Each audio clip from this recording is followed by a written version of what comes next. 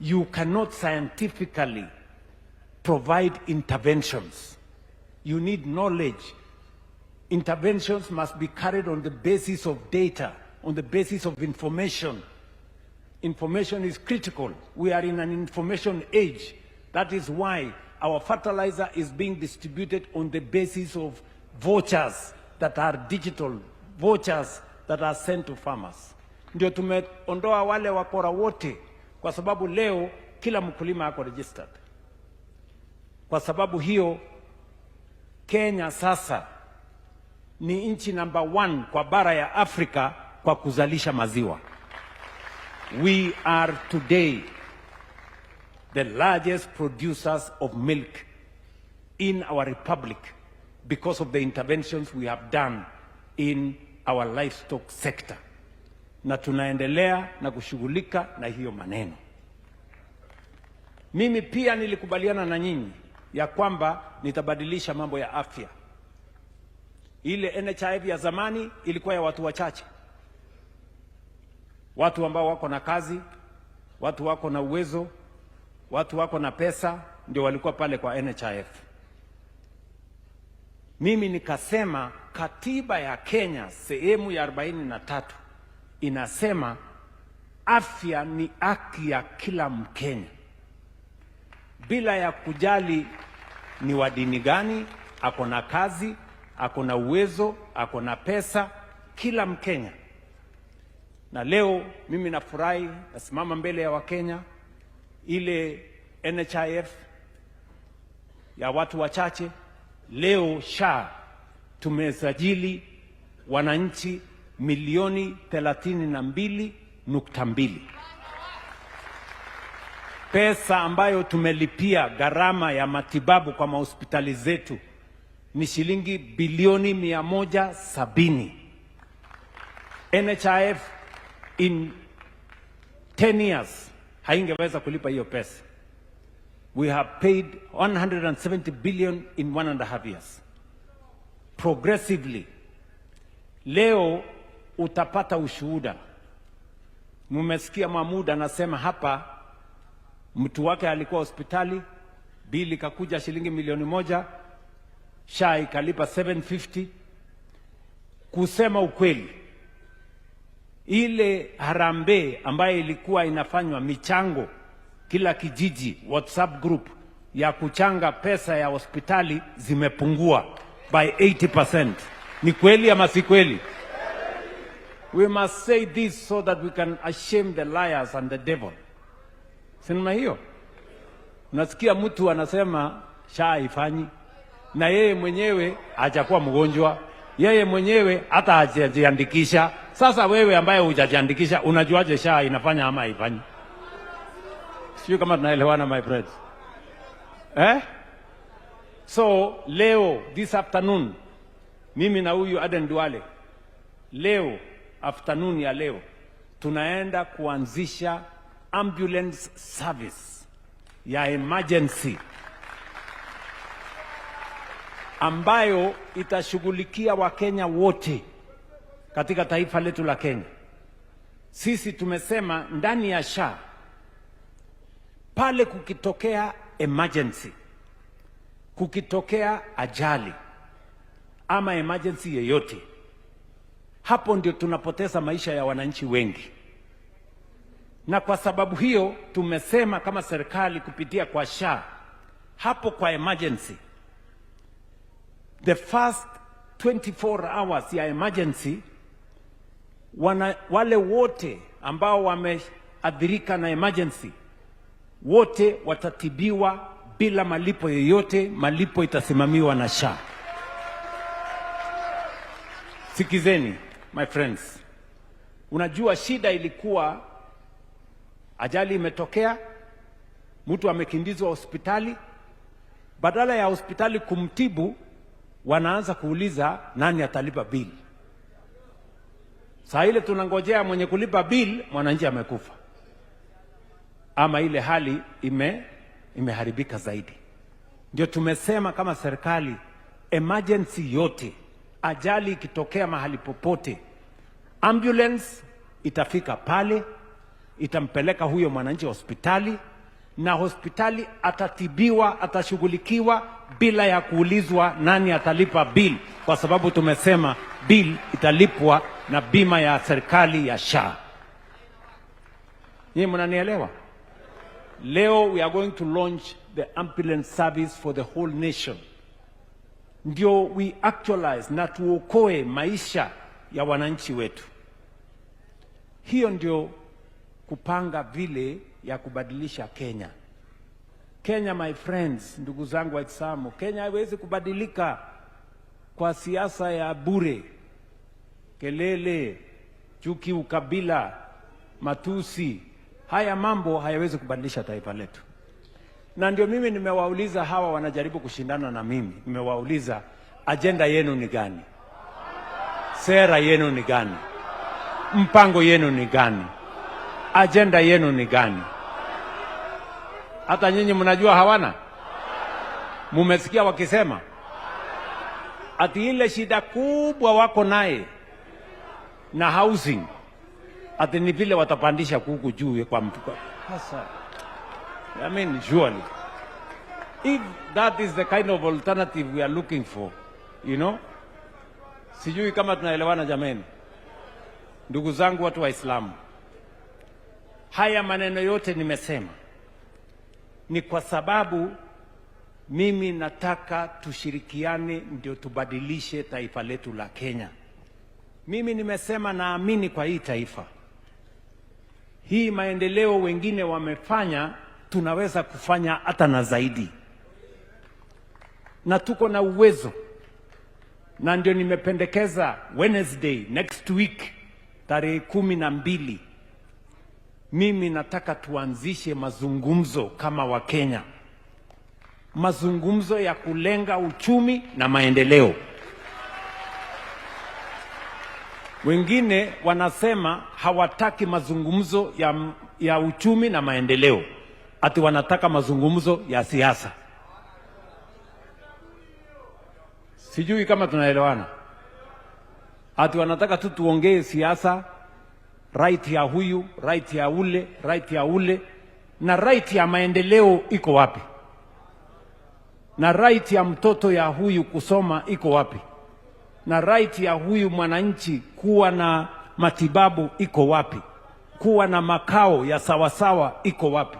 Na hiyo rights zote ziko ndani ya katiba ya Kenya. So we must have a conversation.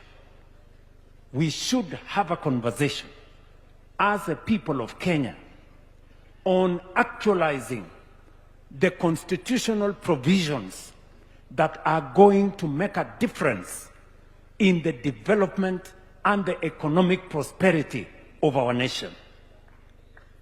Kwa sababu tusipozungumza mambo ya uchumi, tutakuwa tunaweka mambo ya guesswork. Na nimesema ili kusitokee tena, nyinyi ndugu zangu, sehemu ya Northeastern imechelewa na maendeleo. Ni kweli ama si kweli? Ili kusitokee tena kitu kama hiyo, ya kwamba sehemu za Kenya zingine zinaendelea maendeleo, zingine zimebaguliwa, lazima tuweke kwa sheria kwamba maendeleo ya uchumi, maendeleo ya mabarabara, ya stima, ya maji, ya masomo, ya matibabu, yote yaweke kwenye sheria na yaseme yatapatikana kila sehemu ya taifa letu la Kenya. Endelee na guesswork. Mnataka tuendelee na ile karata ya pata potea? Ati inategemea huyu kama ni rafiki yako, huyo sio rafiki yako. Hatutaki kuweka urafiki kwa mambo ya maendeleo. Tunataka maendeleo yaendelee kwa usawa. Na ndio sababu hiyo nimesema tuko na sheria, andika sheria ya maendeleo ya taifa letu la Kenya this time around. Nyinyi mko tayari? Mko tayari? Ile Vision 2030, Rais wa 3 Mheshimiwa Mwai Kibaki alitusaidia tukaitengeneza. Haikukuwa na public participation ya kutosha. Leo hii tunaandika, sio kama serikali, sio kama viongozi, tutaandika kama wananchi wa taifa letu la Kenya. Sisi wote tutachangia katika kuandika ruwaza hiyo. Jambo la pili, ile ya Vision 2030 haikuwa na constitutional na legal basis. This time round, we are going to write a vision for our nation based on the constitution, and we are going to prepare a specific law that is going to underwrite the economic prosperity and development of our nation, so that we don't make a mistake again, and so that we can catch up with those who have gone ahead of us. Nyinyi mko tayari, ndugu zangu Waislamu? Mko tayari? Si mmeniambia mko na wasomi hapa? Si wasomi wa Kiislamu wako hapa? Nyinyi wasomi wa Kiislamu, karibuni. Mtuambie hii maendeleo tutaiendesha na njia gani? Mtuambie economic development ya Kenya itaendeshwa kwa njia gani? Mtuambie maendeleo ambayo itahakikisha kwamba matibabu imepatikana itaendeshwa kwa namna gani? And in any case, let me say this, in any case, what is at issue in Kenya today is not whether we can vote or not. What is at issue in Kenya today? If you go anywhere, citizens will say they want us to address the cost of living, gharama ya maisha.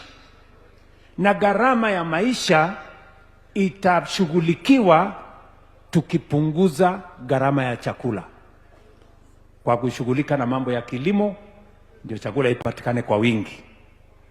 Gharama ya maisha itashughulikiwa tukipunguza gharama ya masomo, ndio kila Mkenya aweze kusomesha watoto wake bila ya kuingia kwenye gharama. Gharama ya maisha itashuka pale tukiondoa ama tukipunguza gharama ya matibabu. Ndio sababu lazima tuwe na bima ya afya ambayo itashughulikia Wakenya wote. Gharama ya maisha itashuka pale wale wanaolipa rent na wale wanaolipa mortgage wanalipa kwa bei ya chini. Ndio sababu housing inamwezesha yule ambaye analipa 2,000 ama 3,000 alipe 3,000 na nyumba ikuwe yake, asiwe ni mtu ya kulipa rent milele. That is how we are going to sort out the cost of living. And that is what the people of Kenya want. And that is why we must have a conversation about the economic prosperity and the development of our nation, so that we can create wealth na tuondoe umaskini na Kenya iweze kupiga hatua ya kwenda mbele. Nyinyi mko tayari jameni? Mko tayari? Tushughulike pamoja. Tushughulike pamoja. Kwa hivyo na nyinyi ndio mtaamua. Nyinyi ndio mtaamua bwana. Uongozi ya Kenya, Wakenya wataamua. Si namna hiyo? Na Wakenya wataamua kulingana na maono ya kila mtu na ile track record mtu ako naye na ile agenda mtu ako naye. Ama namna gani? Tuko pamoja? Yes. So kuna watu wanafikiri watatuchezea karata ya kamari.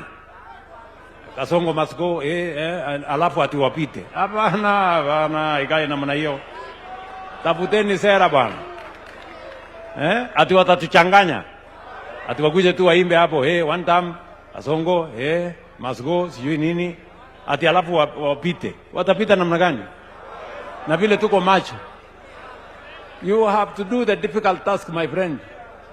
Utuambie, wewe cost of living, how are you planning to reduce the cost of living? Utuambie. Ama namna gani? Tuko pamoja? Mnasema tuendelee?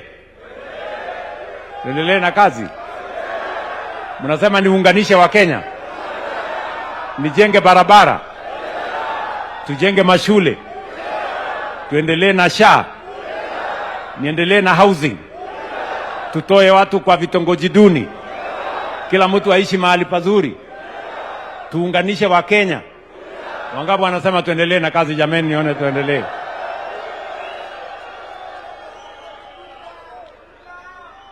Wale majamaa wengine nyinyi mnajua. Mpango wako naye? Sera wako naye?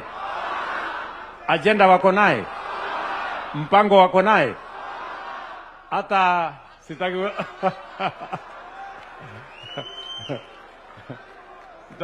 sitaki wasukume sana. So, asanteni sana. Sasa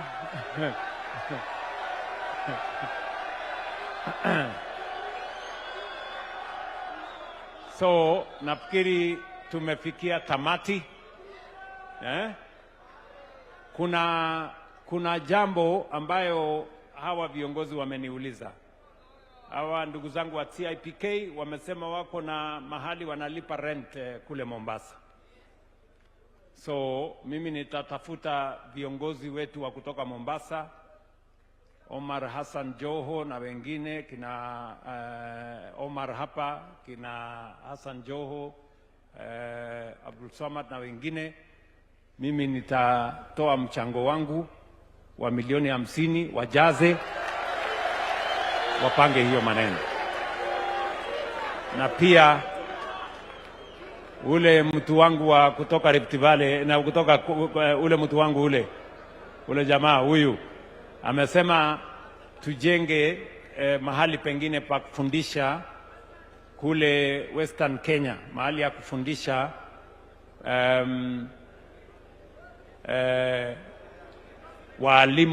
waalimu wa dini na waalimu wale wengine wa madrasa, tupange na hukule nyumbani.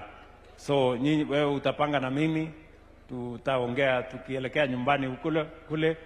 Hii barabara sasa imetengenezwa ya Mau Summit, itakamilika next year. Tutakuwa tunatembea haraka na nitakutafutia milioni 20, mtafute mahali tutajenga pale. Bas, ndugu zangu Waislamu, tumekubaliana? Si mkirudi nyumbani mtasalimiana nyumbani? Mtapeleka salamu zetu? Mimi nawatakia heri jameni. Nawatakia baraka ya Mungu. Mungu awajalie, Mungu awapatie maombi ya mioyo yenu, abariki taifa letu la Kenya, atubariki sisi zote. Na mnapoondoka